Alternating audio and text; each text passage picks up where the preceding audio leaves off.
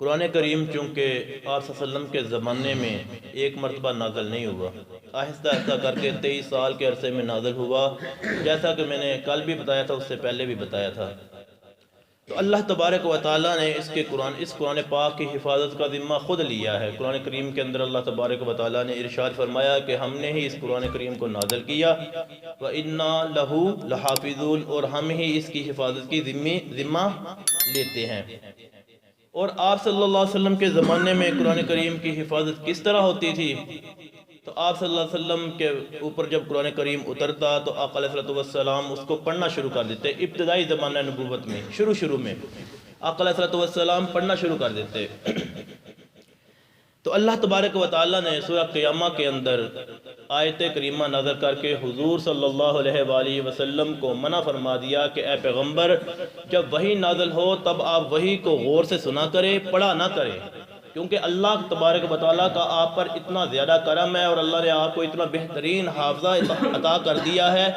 کہ جب وحی نازل ہو جائے گی اس کے بعد آپ کو جو بھی وحی میں آپ نے سنا ہوگا وہ آپ کو اسی طرح ازبر یاد ہوگا۔ تو یہ آقا علیہ السلام پر اللہ کا ایک خاص کرم تھا، لیکن اس کے باوجود آقا علیہ السلام جب وحی نازل ہو جاتی تو حضور کو وہ مکمل طور پہ یاد بھی ہوتا۔ اس کے علاوہ آقا علیہ السلام نے قرآن کے اندر اتنی احتیاط کی تھی کہ حضرت جبرائیل امین علیہ السلام کے ساتھ حضور صلی اللہ علیہ وسلم سال کے اندر ایک مرتبہ دور کیا کرتے تھے، یعنی ایک دفعہ ان کو قرآن کریم سناتے رمضان کے اندر اور دوسری مرتبہ ان سے سنتے۔ اور آقا علیہ السلام فرماتے ہیں کہ جس سال میری وفات ہوئی اس سال آقا علیہ السلام نے فرمایا کہ اس سال میں نے حضرت جبرائیل امین کے ساتھ 2 مرتبہ دور کیا ہے، یعنی 2 مرتبہ قرآن کریم سنایا ہے، 2 مرتبہ ہی ان سے سنا ہے۔ اور تیسری جو بات ہے کہ وہ یہ ہے کہ آقا علیہ السلام صحابہ کو صرف قرآن کریم کے معنی مطلب یا جو احکام تھے وہ نہیں بتاتے تھے، بلکہ اس کے علاوہ صحابہ کو حضور حفظ بھی کرواتے تھے۔ اور پھر صحابہ کی تو کیا بات ہے، ان کی تو شان ہی نرالی ہے، وہ تو حضور کے ایک ایک حکم پہ اپنی جانیں فدا کر دیتے تھے،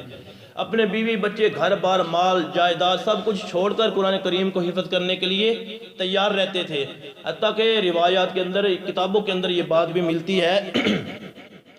کہ کتنی صحابیات ایسی ہیں، یعنی عورتیں ایسی ہیں جو صحابیات تھی، وہ ایسی ہیں کہ جنہوں نے اپنے خاوندوں سے شوہروں سے نکاح کیا، پھر حق مہر انہوں نے یہ طلب کیا کہ ہمیں قرآن کریم جتنا آپ لوگوں نے سیکھا ہے حفظ کیا ہے بدلے میں وہی قرآن کریم کے مطلب اور معنی اور حفظ ہمیں کروا دے، ہم نے آپ کو حق مہر معاف کیا یا بدلے میں قرآن کریم کو حق مہر رکھا۔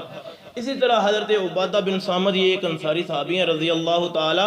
عنہ، ان کے بارے میں آتا ہے، وہ فرماتے ہیں کہ آقا علیہ السلام جب مدینہ میں تشریف لے آئے، اس کے بعد مکہ سے جب کبھی بھی کوئی مہاجر کوئی بھی بندہ ہجرت کر کے مدینہ طیبہ آتا تو آقا علیہ السلام اس بندے کو ہمارے سپرد کر دیتے کہ بھائی اپنے اس بھائی کو جتنی میں نے تمہیں قرآن کی تعلیم دی ہے، مطلب اور معنی سمجھائے ہیں، یہ سارے اس کو ازبر یاد کروا دو، اس کو حفظ کروا دو اور اس کو مطلب بھی سمجھا دو۔ تو یہ صحابہ کے دور کے اندر اس طرح قرآن، یعنی آقا علیہ السلام کے دور کے اندر اس طرح قرآن کریم کی حفاظت کا ذمہ تھا۔ اسی طرح وہ صحابہ جو عرب والے تھے ان کے حافظے کے بارے میں آتا ہے، علماء نے لکھا ہے کہ ان کا یعنی نکمہ سے نکمہ جو دیہاتی تھا اس کو بھی یعنی اپنے ہزار اشعار یاد تھے، ایک بندے کو ہزار اشعار یاد تھے، بلکہ ان کو اپنے نسب نامے تو کیا، ان کو اپنے گھر جو پیدا ہوتے تھے نا گھوڑے، ان کے گھوڑوں کے بھی 10 پشتوں تک ان کے نسب نامے یاد تھے، اور ان کی محبت میں، ان کی جو وفاداری میں یا ان کی بہادری میں انہوں نے ہزار اشعار اپنی تعریف میں، گھوڑوں کی تعریف میں، اپنے ماں باپ کی تعریف میں ہزار اشعار لکھے بھی ہوتے تھے اور یاد بھی ہوتے تھے۔ تو یہ آقا علیہ السلام کے زمانے میں اس طرح قرآن کریم کی حفاظت تھی۔ اب قرآن کریم کی حفاظت صرف آقا علیہ السلام نے حفظ پر ہی نہیں چھوڑی، بلکہ آقا علیہ السلام اس کو لکھاتے بھی تھے۔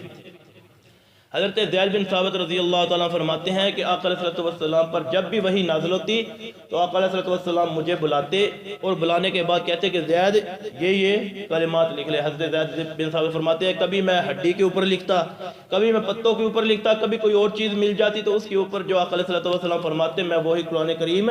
لکھ لیتا۔ اور اس کے بعد آقا علیہ السلام فرماتے کہ اب زید مجھے پڑھ کر سنا، تو نے لکھا کیا ہے؟ حضرت زید بن ثابت وہ پڑھ کر فرمایا یعنی نہ سنا دیتے کہ یہ میں نے لکھا ہے، پھر آپ صلی اللہ علیہ وسلم تصدیق فرماتے۔ اسی طرح حضرت عثمان رضی اللہ تعالی عنہ وہ فرماتے ہیں کہ آقا علیہ السلام پر جب قرآن کریم اترتا اور اترنے کے بعد آقا علیہ الصلوۃ والسلام کبھی زید کو کبھی مجھے بلاتے تو آقا علیہ الصلوۃ والسلام جو بھی لکھاتے یعنی کسی بھی کاتب کو کسی بھی لکھانے والے کو لکھواتے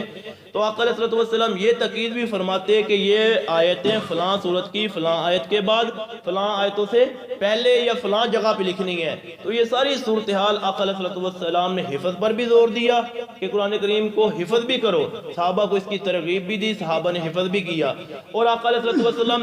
یعنی اس کو لکھواتے بھی تھے۔ اور اس طرح آقا علیہ الصلوۃ والسلام کے دور میں بہت سے صحابہ نے قرآن کریم حفظ کر لیا، جن میں خلفائے راشدین حضرت عبداللہ بن عمر، حضرت عبداللہ بن زبیر، حضرت عائشہ، حضرت حفصہ، یعنی بہت سے صحابہ ایسے تھے۔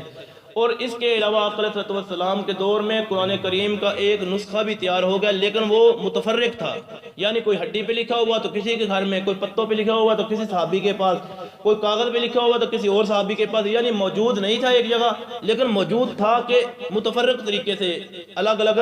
ٹکڑوں میں موجود تھا۔ تو کل انشاءاللہ حضرت ابوبکر صدیق کے دور میں کہ حضرت ابوبکر صدیق نے کس طرح قرآن کریم کو آگے حفاظت کی اور کس طرح انہوں نے اس کو لکھوایا، تو اس کے بارے میں بات کروں گا۔ اللہ تعالیٰ عمل کی توفیق